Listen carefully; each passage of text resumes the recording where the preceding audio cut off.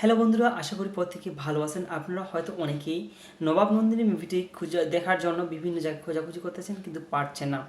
আপনি যদি আমার এই সম্পূর্ণ ভিডিওটি দেখেন তাহলে আপনি মুভিটি কোথায় এবং কিভাবে দেখবেন আমি তা ভিডিওর মধ্যে বলে দিব। তো এজন্য আপনি অবশ্যই আমার এই সম্পূর্ণ ভিডিওটি দেখবেন এবং দেখার চেষ্টা করবেন। তো গাইস, এই মুভিটি কোনো প্রকার সোশ্যাল মিডিয়া কিংবা কোনো ওয়েবসাইটে খুঁজে পাচ্ছেন না, যার কারণে আপনারা দেখতে পাচ্ছেন না। তো আজকে আমি এই মুভিটির কিছু তথ্য নিয়ে আপনাদের সামনে আলোচনা করব এবং আশা করি আপনি আমার এই সম্পূর্ণ এক্সপ্লেনটি দেখবেন এবং শুনবেন। আশা করি আপনাদের ভালো লাগবে। তো এই মুভিটি কোথায় এবং কীভাবে সেটা দেখার আগে আমরা জেনে আসি মুভিটি সম্পর্কে, যে এটি কে কে অভিনয় করেছেন এবং এই মুভিটি ঘটনা এবং গল্প একটু জেনে আসি। তো চলচ্চিত্রটি আমরা এই সকল ঘটনা জানবো আমরা উইকিপিডিয়া থেকে।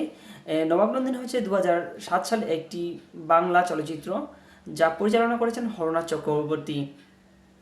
চলচ্চিত্রটির গল্প লিখেছেন অঞ্জন চৌধুরী এবং এই ছবিতে অভিনয় করেছেন হিরণ, কোয়েল মল্লিক, রঞ্জিত মল্লিক ও সন্ধ্যা রায়।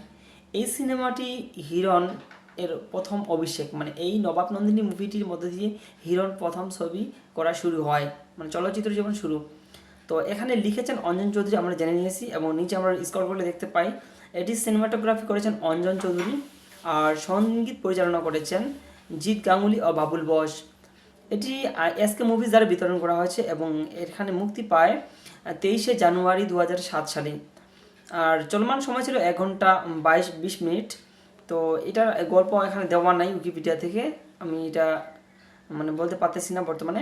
আর যদি আমরা কাস্ট লক্ষ্য করি তাহলে নবাব অভিনয় করেছেন হিরণ চৌধুরী অভিনয় করেছেন নবাবের চরিত্রে, আর নন্দিনী চরিত্রে কোয়েল মল্লিক ও তার প্রিয়তমা, আর রজত ব্যানার্জি চরিত্রে রঞ্জিত মল্লিক ও তার কাকা অনুমিত।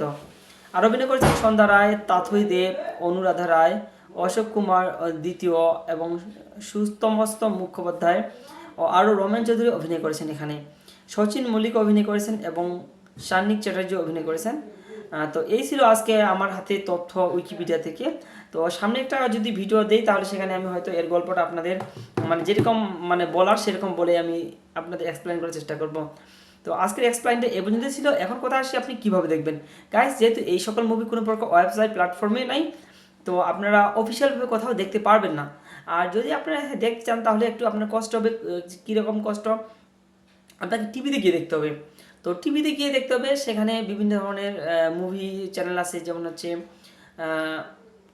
জলসা মুভিজ কিংবা কালার্স বাংলা, এরকম টিভিতে দেখানো হয় এগুলো চ্যানেল আর কি, টিভিতে সরাসরি বলতেছি।